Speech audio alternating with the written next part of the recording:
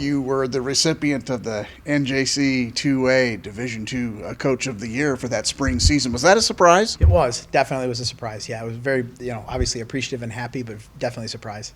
We've talked about this before, kind of the tight turnaround for you, but I mean, once again, you were really under the gun to get that team put together, and then to be recognized like this, how's that feel? Oh, it was great. Yeah, I mean, I've mentioned this to you before, but they hired me one day before the pandemic hit.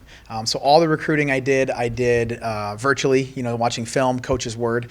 So gathering up a team, and they hired me in March for an August season. So it was a scramble, but we got a team together and we performed well. So I was really happy. Does stuff like this kind of validate your work that you're doing, or do you take most of that from what you see on the field and your results?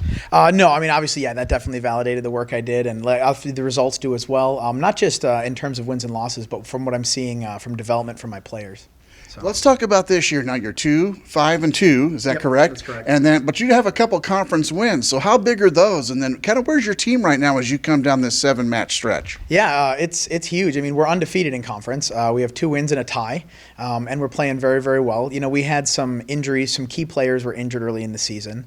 With my play style, it's hard to get a team to click super early because I only have 1 week of training camp for the first game.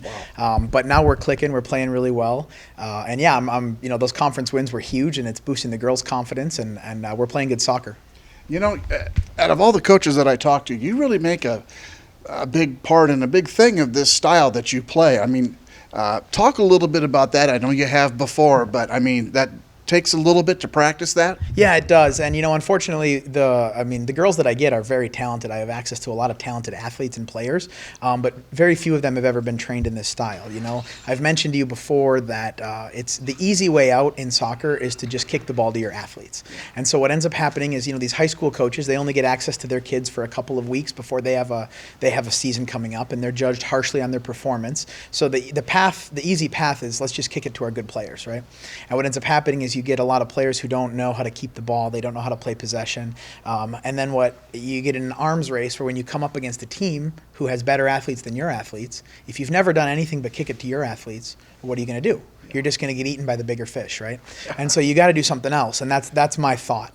And it's twofold. I do it tactically because I think it's the best way to win a game, and I don't want to rely on my athletes being better than their athletes. I want to rely on playing the game.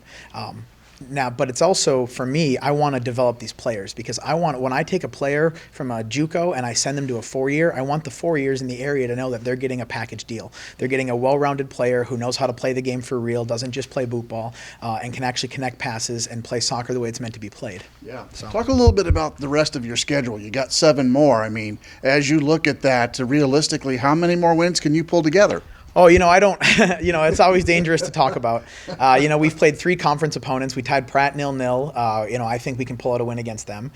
We played great against Heston. It was only a 2-0 win, but I think we could have put more in. So Central, we clobbered them.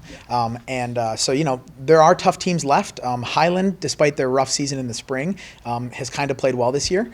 We play them tomorrow. So they had a rough spring season. Their program went under, but they're playing well this year. So we got to take them seriously. And of course, Allen's a powerhouse. So I think we can win all of the games, but I would say 3 of them are going to be real tough. So you have a nice mix of freshmen and sophomore. Looks like 7 each. I mean, as you go into the recruiting season, what will you be looking for as you, once again, at this level, at every level, replenish the shelf here, so to speak? Yeah, right now, I mean, I have, the nice part is, the big concern is always goalkeepers, right? How do I replace my goalkeepers? But I do have a freshman who's currently playing the field for me, but that she will slide into goalkeeper. So I'm really happy there. But as always, I'm looking for that person who has a nose for the goal. That's the one thing is we can keep the ball all day, but if we can't put the ball in the net, we're not going to win games. So my recruiting is, can I find that player who can just finish and put the ball in the back of the net? You wanted to make sure that we touched on some stats. As we look at things by the numbers here, what does that tell you? Yeah, so I mean, obviously we won 5-1 against Central, and that was a great result. But most importantly for me was first half we had 60% possession, which isn't great, but it's good. And second half we bumped it up to 69% possession, which means we had the ball over double what they did.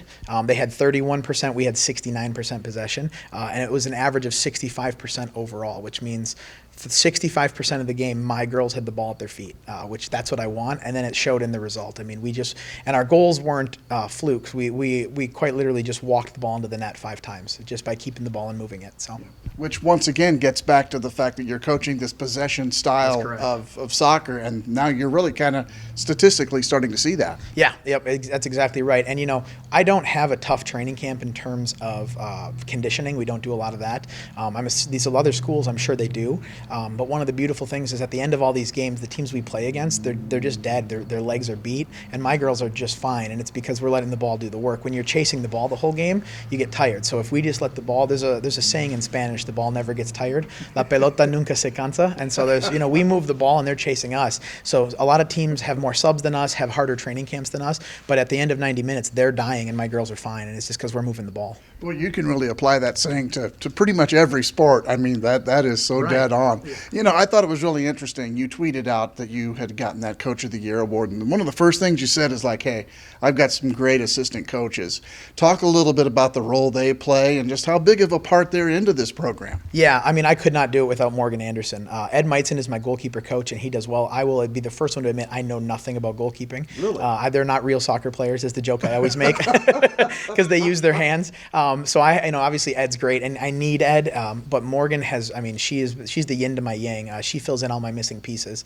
I'm not great about working with backlines in terms of defenders, and I've given her free reign to train my center backs, train my defenders, and they're just brutal, mean, but yet clean and good defenders, and it's 100% on her, and I couldn't do it without her.